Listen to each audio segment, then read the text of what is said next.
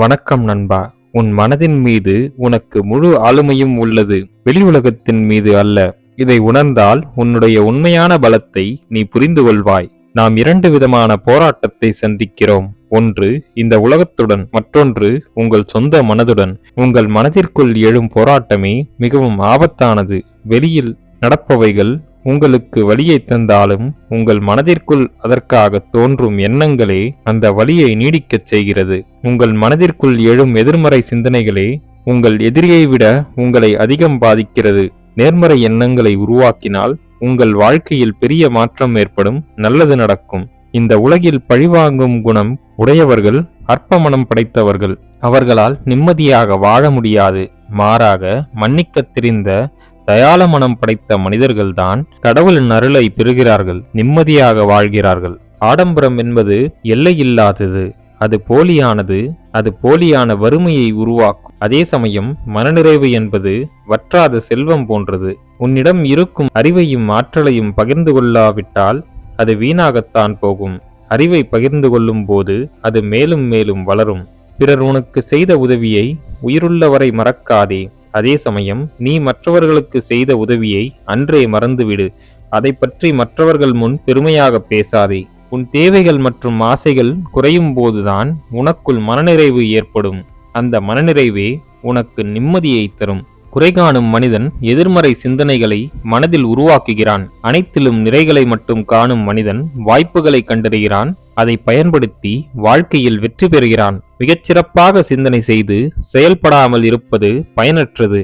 அளவாக சிந்தித்தாலும் செயலில் கவனம் செலுத்தினால் சிறப்பானதை உங்கள் வாழ்க்கையில் உருவாக்கலாம். உண்மையில் மற்றவர்களை முட்டாள் என கருதும் மனிதர்கள்தான் முட்டாள்கள். மற்றவர்களும் தன்னை போன்ற மனிதர்கள்தான் என்றும் தன்னை போன்றே அறிவாளிகள் என்றும் நினைக்கும் மனிதன்தான் உண்மையான அறிவாளி. அவனே வாழ்க்கையில் உயர்கிறான். ஒரு மனிதன் தன்னைத்தானே முழுமையாக அறிந்து கொண்டால் மற்றவர்களையும் புரிந்து கொள்ள முடியும். தன்னையே அறியாத மனிதன் மற்றவர்களையும் புரிந்து கொள்ள இயலாது. பிறரிடம் யோசனை கேட்பது தவறல்ல, ஆனால் அதற்கு பிறகு கிடைத்த யோசனை சரியா தவறா என்று ஆராயாமல் செயல்படுத்தக்கூடாது. ஆராய்ந்து உன் அறிவுக்கு அது சரி என்று பட்ட பிறகே அது செயல்படுத்த வேண்டும். இந்த உலகில் தன்னை வென்ற மனிதன்தான் உண்மையான வீரன். தன்னை அடக்கி ஆளத் தெரிந்த மனிதன்தான் இந்த உலகத்தையும் ஆள முடியும். உண்பதற்காக உயிர் வாழாதே, உயிர் வாழ்வதற்காக உன் உடல் ஆரோக்கியத்தை பேணி காக்க வேண்டும். அதுவே உங்கள் மாபெரும் செல்வம். அனைவரிடமும் நேர்மையாக நடந்து கொள்ளுங்கள். உங்களுக்கு மேலுள்ள மனிதர்களிடம் நேர்மையாக இருப்பது முக்கியம்.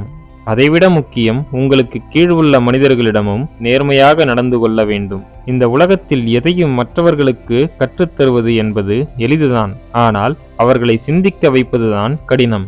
அவர்களை சிந்திக்க வைத்துவிட்டால் அவர்களே கற்றுக்கொள்ளும் வாய்ப்பை பெறுகிறார்கள். வாழ்க்கையில் நீங்கள் முன்னேற வேண்டும் என்றால் உங்களுக்கென ஒரு லட்சியம் இருக்க வேண்டும். உனக்கு துரோகம் செய்த மனிதர்களை ஒருபோதும் பழிவாங்க நினைக்காதே. அதை காலத்தின் பொறுப்பில் விட்டுவிடு. காலம் கொடுக்கும் பதிலடியை வேறு எவராலும் தர இயலாது. தவறு செய்யும் மனிதர்கள் மட்டும் குற்றவாளிகள் அல்ல, அதை தூண்டுபவர்களும் அதை கண்டும் காணாமல் செல்பவரும் குற்றவாளிகள்தான். பணம் ஒருவரிடம் இல்லை என்பதால் எவரையும் தாழ்வாக நினைக்காதே. பணம் நிலையானது அல்ல. இன்று இருக்கும், நாளை இல்லாமல் போகும். எதுவும் நிரந்தரம் அல்ல. இழந்ததை எண்ணி வருந்துவதால் பயனேதும் இல்லை. இது போனால் என்ன, சிறப்பான இன்னொன்று எனக்கு நிச்சயம் கிடைக்கும் என்ற நம்பிக்கையை வளர்த்து கொள்ளுங்கள். வாழ்க்கை சிறப்பாக மாறத் தொடங்கும்.